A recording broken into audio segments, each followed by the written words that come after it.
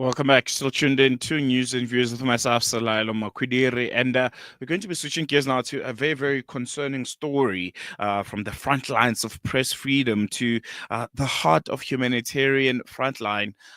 This is not just another news item. I think we can all agree at this point. It's a crisis. Early yesterday, an Israeli airstrike slammed into Nasser Medical Complex in southern Gaza, then struck again just minutes later as rescue teams and journalists raced to the scene. At least 20 civilians were killed. Five of them reporters who are documenting the very truth of what's currently unfolding in Gaza. It's one of the deadliest attacks on media professionals in this conflict, and I think it's a chilling rebuttal to the notion that cameras protect the vulnerable. I'm still maintain here on Salam Media that journalism is not a crime. But in Gaza today, carrying a camera, carrying a microphone can essentially become a death sentence. And to help us, confront this brutal reality, I will be speaking to Oren Ziv. He's an Israeli journalist, political commentator, and photographer who works between Tel Aviv and Gaza. And he's going to be giving us, just unpacking this crisis for us. We've been saying since the beginning of this genocide that the people that are being targeted mostly outside of the general public of Gaza is the journalists, our eyes and ears at the moment. The people are giving us, first-hand accounts of this well-documented genocide, one that is live streamed the world over. While they are being targeted, those eyes are being essentially blinded. Oren, thank you so much for joining us. Good morning. Welcome to Salam Media. Really appreciate you giving us your time this morning. Thank you so much. So, yeah, as Israeli and international media, we're not allowed into Gaza. Mm. For many years, it's for Israeli journalists, international media is not allowed in from October 7. And therefore, we as journalists, foreign and local, are based on the Palestinian journalists that are really doing a incredible work, as you said, in unbelievable conditions. And it's not happening by chance, not this killings and not the blockade. It's two parts of the same policy. On one hand, the Israeli authorities are preventing international and Israeli media in independently, and on the other hand, we've seen in the last 22 months they're systematically attacking media crew, assassinate them, killing them, and making basically the work very, very dangerous and impossible. Regarding the attack yesterday on Nasser Hospital, the details we have managed to gather is that it was eventually a tank shooting twice, as you said. And I work for 972 magazine, an independent outlet in Israel and Palestine. And according to different investigation this is a very common policy of attacking a first strike, and then when journalists, where medical teams, rescue team gather, to strike again, either from the air or from artillery. And this happens again. It happened again yesterday. And it's important to say that it happened also 2 or 3 weeks ago with Anas El Sharif and the Al Jazeera journalist. Just back then, the army was taking responsibility for and making these allegations that they were part of Hamas and other excuses that, of course, we don't not accept. And yesterday, because it was Palestinian journalists who worked freelance for Western media, for Reuters and AP, NBC, and it was also caught live on camera on Reuters feed. The prime minister even had to apologize and to make some excuses. But of course, in my opinion and many other of my colleagues, we don't accept that this is happening systematically. It's not a mistake here and there. Over 240 journalists and media crew members have been killed in the last 22 months. It's one of the deadly wars for journalists. So of course we don't accept the thing that this is a mistake. We see it as a policy to try to silence any voice from Gaza, showing the world what is happening. And if I may add, another aspect of this policy is that the Israeli mainstream media is not showing to the public those images from Gaza, those voices from Gaza, like you do and many other media outlets do. So the media blockade is done on purpose.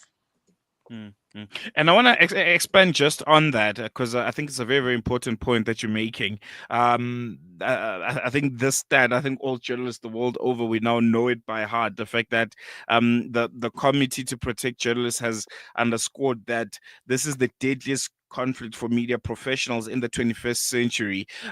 As media practitioners, as journalists, that are slightly closer, to this deliberate attack, this systematic targeting of journalists in Gaza.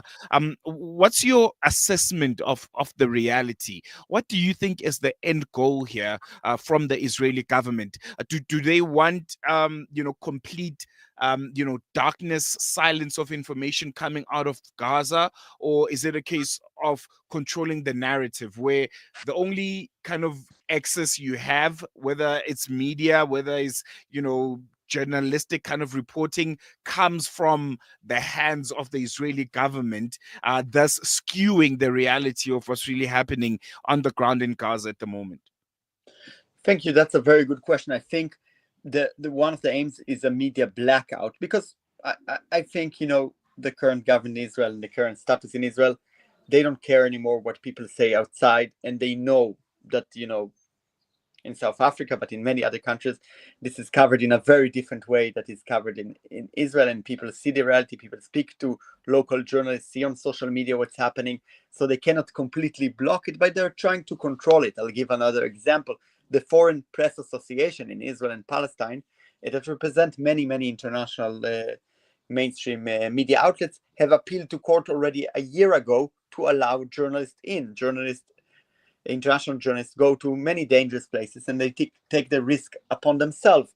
And the court and the state of Israel are refusing to let them in. And the only way to go in is in a very short embed tours with the army. Of course, I refuse to go of one of these. But even compared to other embeds around the world, it's not really an embed that you go with the army for a week or two. It's like a tour to see one tunnel, to see one location, in and out. So definitely, I think the Israeli authorities, the army, the government, they're trying to control the narrative. And, those are statements that we heard from day one from politicians, from minister, from the prime minister. There are no innocent in Gaza. Everyone is Hamas. They all should be punished. Gaza should be erased, revenge, and so on. And these kind of horrific statements have gone down from really, really high up to the simple soldier on the ground. And this is why we're seeing so many war crimes from the simple soldiers to the commanders and the ministers who ordered that. And I think in order to serve this narrative and to keep this narrative, they have to continue the media blackout, or at least to silence anyone who's trying to show what's happening on the ground.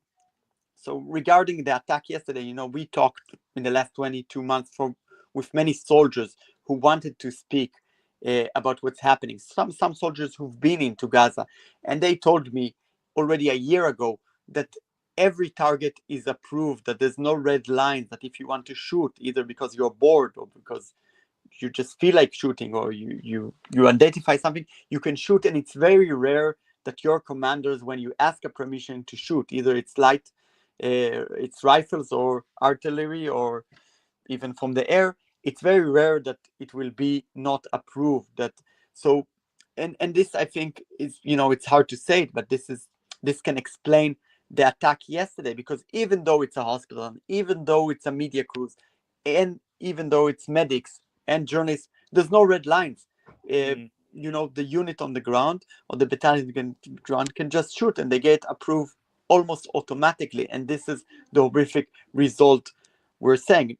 Of course, this is a result, as I said, of the policy that the prime ministers and the ministers are leading from day one, of a revenge war to raise Gaza, to ethnic cleanse it, and to kick everyone out, at least what they're trying to do.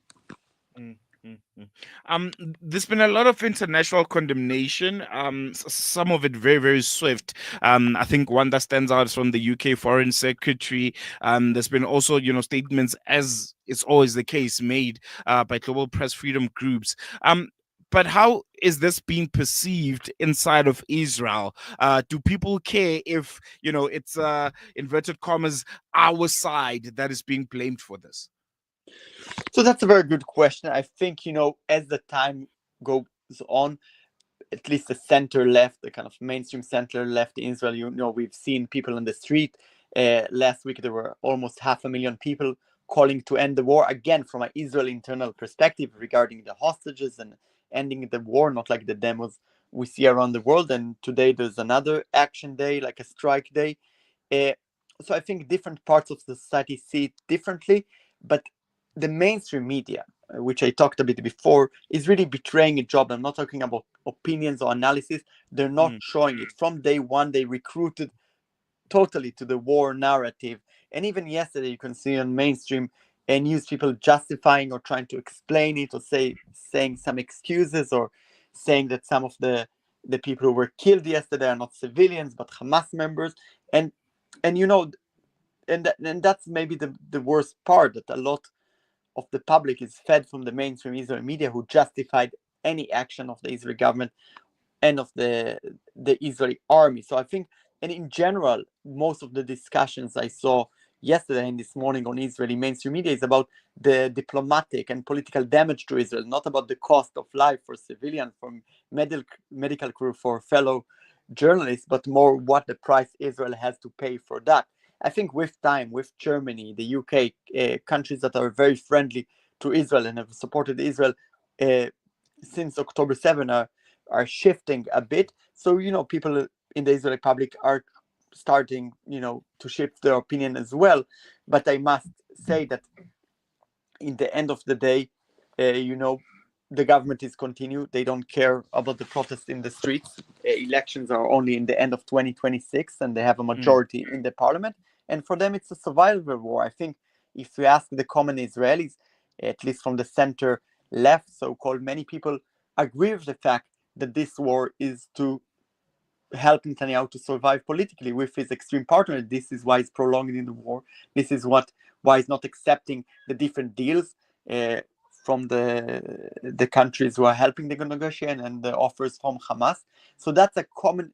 It's a bit hard to explain from to the outside, but so many people agree with that and want to end the war, want to bring back the hostages with releasing of Palestinian political prisoners and withdraw from Gaza. On the other hand, many people at the same time, and maybe the same people, ignore the catastrophe, the devastation, the destruction, the systematic killing in Gaza.